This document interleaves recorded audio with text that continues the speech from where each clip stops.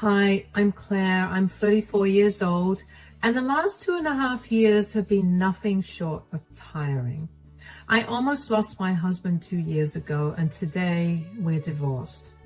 Yeah, that sounds confusing. Let me start from the beginning. I met my husband, Sean, through a dating app, and we got along really well over text, and we decided to meet up for a date. Our date also went really well, and one date turned into two, and then into many more. We dated for 2 years before we decided to move in together. We were both living in rented apartments, but my apartment was bigger and better than Sean's, so he moved into mine. A year later, Sean proposed to me, and I said yes. We got married in a beautiful ceremony surrounded by all our friends and family. It was definitely one of the happiest days of my life, especially in comparison to everything that came afterwards. A year into our marriage, Sean lost his job. Apparently, Sean had been showing up for work late too much, and that was costing the company too much, so they let him go. I remember confronting him about why he was late for work when he had consistently left for work well ahead of time. I don't exactly remember what he said, but I do know that he brushed off my questions with some excuse. I let it go because I thought he was struggling with something. I tried my best to be there with him while he searched for another job. And during that time, Sean began to beg me to buy a house. I tried to tell him that with his lack of income, it would not be a good idea to buy a house. But he kept pressuring me to do it and even got his family involved. Eventually, I caved, and when it came time to put down a deposit, Sean obviously had no money, so I shouldered the whole thing.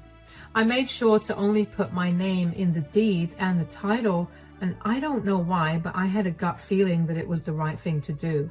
Sean was okay with this when I told him about it too. A few months after we moved into our new home, Sean managed to find a new job. I was happy for him, and especially happy because I'd finally have some help with the mortgage payments. But Sean refused to help when I asked. He told me that since it was only my name on the deed and the title, he shouldn't have to pay for the house. That resulted in a huge fight between us because I couldn't believe his audacity. The only reason I was stuck paying the mortgage on the house was because he forced me to buy it.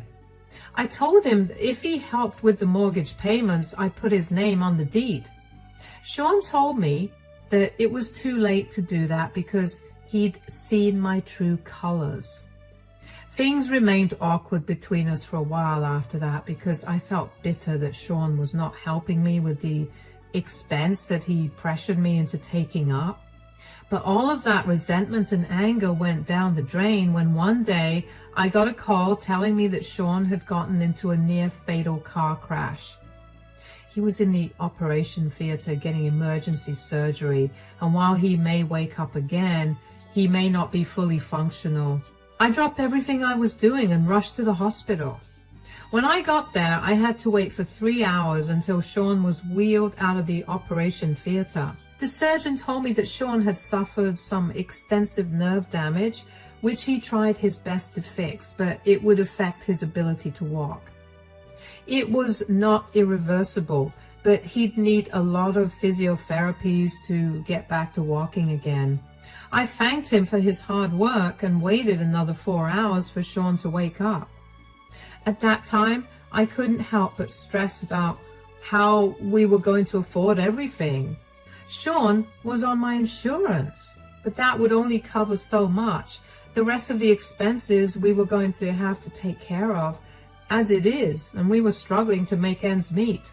And with this, at some point, the stress and the anxiety of the day got to me, and I fell asleep. But Sean's questions woke me up. Where am I? What happened? Oh, sweetie, I'm so glad you're alive.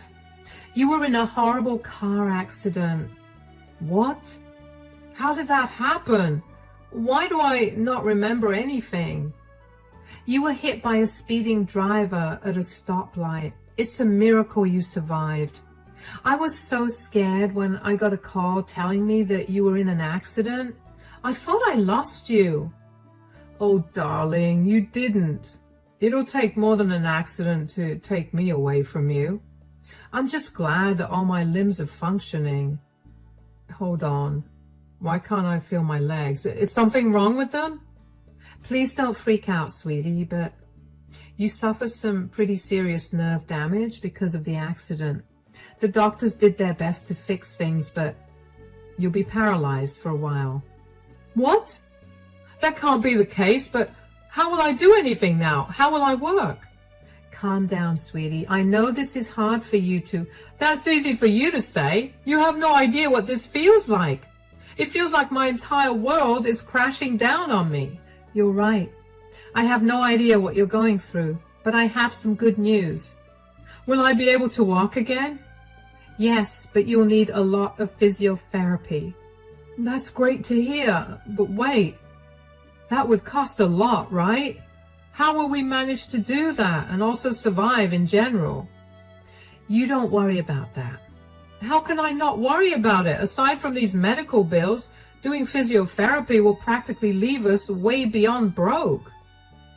I had a lot of time to think things over while you were asleep, and I realized that with your insurance and a second job, we'll be able to live comfortably and pay off all the bills. You're going to work 2 jobs? But that will be really stressful and hard for you. It's okay, I'll manage. I want you to be all right. And if that means working a little more, then so be it. How did I get so lucky to have found you? Shut up. I'll go get a nurse to make sure you're doing all right, though. I tried my best to remain calm for Sean, but on the inside, I was freaking out. The doctors checked in on him, and Sean was progressing well after the surgery. Sean was in the hospital for another week before he was finally allowed to come back home. He had to resign from his work because he worked in a physically demanding job, and that would not be possible with his paralysis. So I picked up a second job and did my best to make all ends meet. For 6 months, we focused on getting Sean to feel physically better. Aside from the nerve damage, he also suffered minor cuts and bruises all over his body. We also used that time to adjust to our new life. I made sure to make the house as accessible as possible for Sean since he now needed a wheelchair.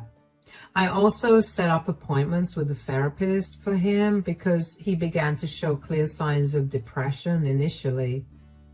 When we were both in a better place mentally and physically, we decided to look into physiotherapy. After thorough research and recommendations from Sean's doctor, we ended up finding a good physiotherapist who wasn't going to cost as much as I thought. We started those sessions almost immediately, and initially, Sean hated it. It was a constant reminder of how he could no longer use his legs, and I was beyond glad that I had gotten Sean into therapy before physiotherapy because I would not have been able to help him out.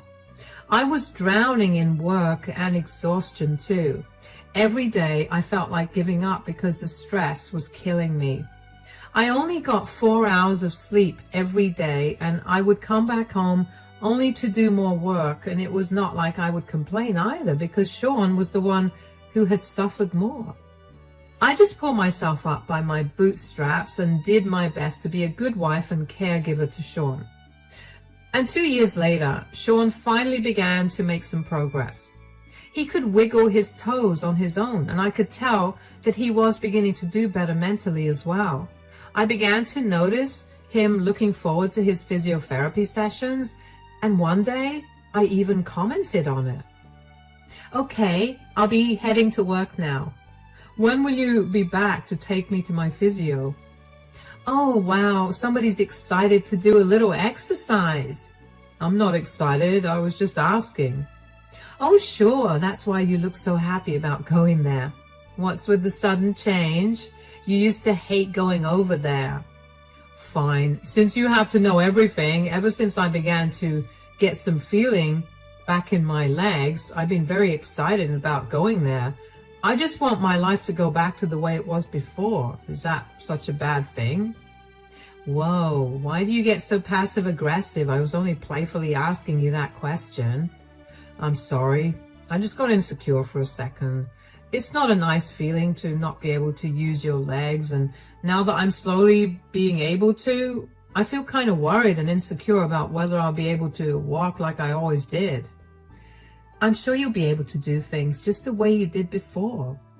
Well, Penny told me the same thing, but I can't help but be worried, you know. Penny? You're on a first-name basis with your physiotherapist?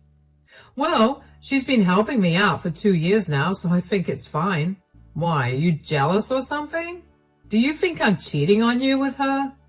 Oh, no, God, no. I just think it's cute. I didn't know Miss Henderson's name was Penny. Why would you just assume that I thought you were cheating? I don't know. Felt like you were ramping up to ask me that question, so I did it first. Anyway, what time will you be back to pick me up? I'll be back by around 5. I'll take a quick shower, help you take a bath, and then we can be out of the house by 6. Is that okay? Yeah, that works. All right, I'll be off then. Have a good day at work. I will admit that I was a little hurt that Sean would immediately think that I assumed he was cheating on me when I wasn't even close to implying that. A few alarm bells went off in my head after that, but I ignored them. I got done with 2 shifts at both my work before heading back home to get myself and Sean clean. When we were headed to the clinic, Sean looked very excited. I couldn't remember if he had been feeling that way for a while, but I had been so wrapped up with other things that I barely took notice of it. Still, it was nice to see him look so happy. I dropped him off in the physiotherapist Penny's office and decided to go out for a cup of coffee while Sean did his sessions. And just as I was about to leave the clinic, the receptionist, Layla, stopped me. Sometimes I'd sit in the waiting room while Sean did his sessions, and I'd usually chat with Layla.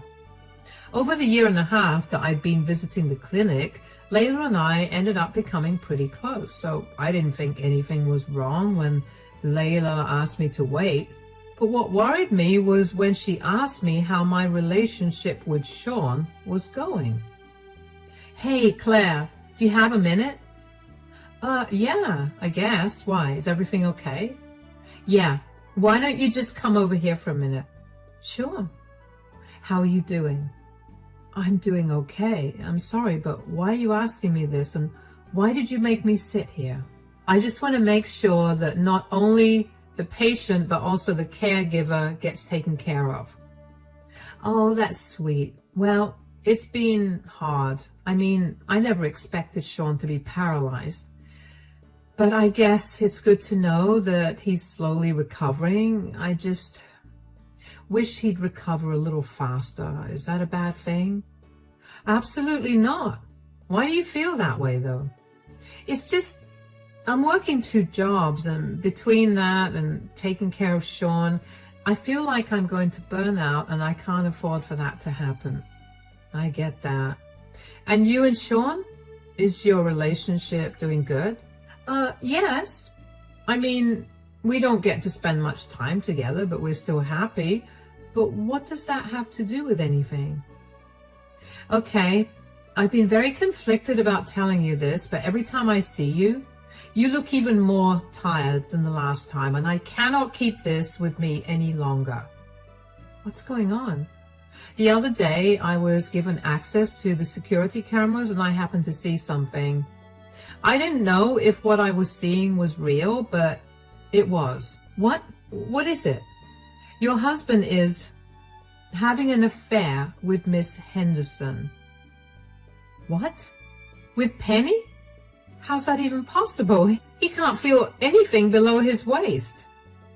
Yeah, but I have more to say. Apparently, he's been doing a lot better than he's been letting on. What? What do you mean? Are you saying that he's been lying about his progress? Yes. As far as I could see, he was standing pretty well. I listened in on a few of their conversations, and Sean and Penny say a lot of rude things behind your back, especially about how you haven't noticed that Sean's doing a lot better. Oh my God. I'm a fool, aren't I? How could I have been so blind? But even worse than that is the audacity that Sean has to cheat on me when he's seen how hard I was working to provide for us. You are not a fool at all. Sean is just a horrible man, and so is Miss Penny. Like I said, I'm only telling you this because I felt horrible for you. Thank you. I have some serious rethinking to do. Is there any way you could get me a copy of the security footage? I don't think I'll be legally allowed to do that, but you could always walk in on one of their sessions. I know it'll be painful, but at least that way you could get the proof you need. All right. Thank you for telling me about this. I owe you one big time. Not at all. I'm just one woman looking out for another. You know, the way you can hear your heart when you're underwater? Yeah, that was what I felt after Layla told me that. I refused to believe that Sean had been cheating on me or that he had been lying to me about his paralysis for so long. At the same time, I couldn't bring myself to put that past Sean. He had a history of lying to me about everything and of doing questionable things too. I waited for half an hour before opening Penny's office door. I immediately began to record what I saw. Penny and Sean were making out. Sean was standing and he had Penny pinned up against the wall, carrying her in his arms. So not only was he cheating on me, but he was also able to stand and carry heavy things. My heart had shattered, but I had a surprisingly calm voice when I finally spoke up. Oh, wow. I see your legs are working again. Claire, oh, what are you doing here? I forgot that I needed to ask you about what you wanted to have for dinner tonight, and Layla said I could walk in to ask you. I promise it's not what it looks like. So, you were not making out with your physiotherapist just now? Look, could you please not report me? It took me a long time to get this job. I've had to study really hard, and it's a competitive field. I can't lose this job. Clearly, your studying paid off because you managed to get my husband back in shape and ready to sleep with. There's no need to be so vulgar and sarcastic, Claire. Why is there no need for it? I've been breaking my back working hard to make sure that you'll be able to live a normal life again. And for what? For you to cheat on me? I swear, this is the first time. I'm so sorry, okay? This did not look like the first time, Sean. Is this why you've been so eager to come to these sessions? Here I was thinking that you were excited to get your life back, but clearly that isn't the reason. I was excited to get my old life back. I just got swept up in the moment. I'm sorry I hurt you. Can we please just talk about this at home? What home? You're not welcome there anymore. What? I don't want cheaters living under my roof. That's not only your house, it's mine too. Excuse me? Do you need to be reminded about who bought the house? Who's been paying all the mortgage and the bills and the utilities? Are you seriously going to throw a disabled man out onto the streets? Your disability did not stop you from cheating on me, so I think you'll be able to find a place for yourself. I have no money. What do you expect me to do? Please, just let me come back and we can work this out. We could go to couples counseling or something. Why? So you can cheat on me with that counselor too? I know that you're angry and upset with me, but please be a little rational here. Were you rational when you decided to cheat on me with your physiotherapist? Then I'm being very rational when I'm making the decision to throw you out of my house. Where do you want me to go? I have no family here and I have no money to go to them either. Maybe Penny can help you out with that. She's been helping out with more than that anyway. Come back. At least let me grab my things. You can swing by whenever you want to grab your things, but that's all you can do. I almost ran out of the clinic. I did not want Sean to see me breaking down. All the exhaustion of the last 2 years and the shock of finding out about Sean's affair sent me spiraling.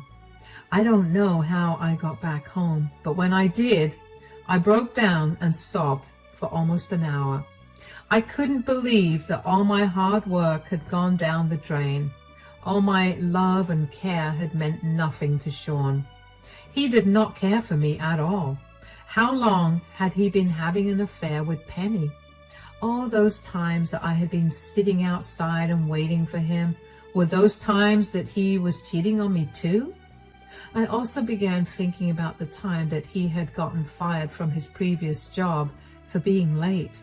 Was that also because he had been cheating on me with someone else? I couldn't think of any other reason. The next day, I called my dad over and asked him to help me change the locks. I didn't know where Sean was, nor did I care. Once the locks were changed, my dad accompanied me to file for a divorce. I managed to get a hold of the security footage of Sean and Penny, and I found out that the affair had been going on for 6 months, which meant that Sean had been lying to me about his progress for that long. I emailed Penny's superiors and attached the proof of her relationship with her patient. They responded and told me that they had taken swift action against her and were willing to compensate me for Sean's bills if I did not take the matter up with more authorities. I told them I would, as long as they gave me back my money and made Sean pay for his treatments. They agreed. A few days later, Sean showed up at my door. "Oh, you finally came to collect your things. I packed them and kept them in the living room. I hope you brought someone to help." "What is your problem?" "Huh? What are you talking about? Why did you have to report Penny now she's fired from her job?" "Well, what did you expect? What she did was very inappropriate and a gross violation of ethics." "You're mad at me for cheating, so why do you have to take it out on her?" "Because she would do that with any other patient she could get in the future too. It's not right, and she needed to face the consequences of her actions." "Why are you so up in arms about it? Are you sad because your meal ticket won't be able to provide you with a good life like I did now that she lost her job?" "Why couldn't you have just talked to me like a normal person? Why did you have to ruin her life? Now I really have nowhere to go and I have a huge bill to pay off." "You want to talk like a normal person? Fine. Why did you cheat on me, Sean? You saw how hard I worked to pay off your bills and to make sure you were living a good life. You saw how much I sacrificed to make sure you were okay. So why did you cheat on me?" "With how much you worked, I was lonely.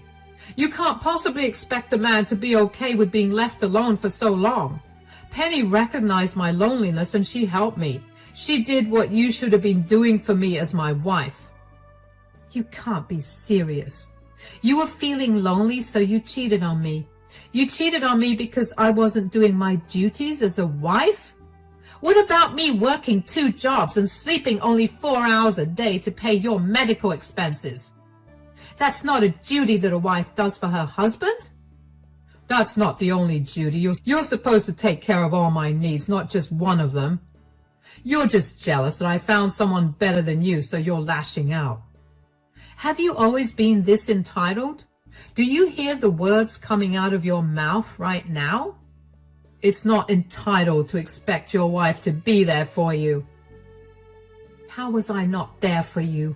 I made sure to make time for us to spend together, even when I was beyond exhausted. I did everything I could for you, and you just spat in my face." "We both clearly had some good points, and I feel like we'll only keep talking in circles at this rate. Why don't we schedule an appointment with a couples counselor? We can sort our issues out there, and we can go back to being who we were." "That is not happening. I told you that before, and I'm telling you again, I don't want to be with you. You've shown me your true colors, and I'm done. You have not given me a single valid reason for you cheating on me, and even if you did, I wouldn't care. Take your things and get out of my house. What if I don't do that? I want us to work it out, please. There's nothing to work out, Sean. If you don't take your things out, I'll throw them out. Or I'll put them in a storage facility that you'll have to pay for. I'm giving you an hour to get this stuff out, or I'm calling the police to get you off my property. To say I was mad would be an understatement. I couldn't believe the sheer audacity that Sean had to try to explain himself, and was enough to set off my anger. But for him not even to justify his cheating with a valid reason made me see red. Of course, there's no excuse to cheat, but I wouldn't have been so angry if he at least had a better reason to cheat on his hard-working wife. After that conversation with Sean, I went to my room and I locked the door. I didn't want to deal with him, and I knew that he tried to start another conversation with me if I gave him even the slightest hint that I wanted to talk. Thankfully, Sean didn't make too much of a fuss after that. He called someone to help him take the boxes of his stuff out, and within an hour he was out of my house. I was so relieved that he didn't make another fuss, because I wasn't sure I would have been able to hold myself back from being outright mean to him. The next day, after Sean moved his things out, I met up with my divorce lawyer and asked him if my divorce papers were ready. They were, so I paid to serve them to Sean without me having to meet him again. It took a while to find out where he was staying, but I managed to get in touch with one of his friends who told me that he was staying with them for the moment.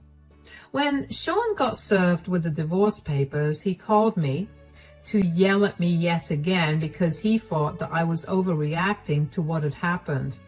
I barely let him talk for a minute before I cut the call on him. After that, I began to get calls from his friends and family, all of whom were telling me that I was horrible for leaving him. I didn't understand why they were all piling on me for being a horrible one when Sean was the one who cheated.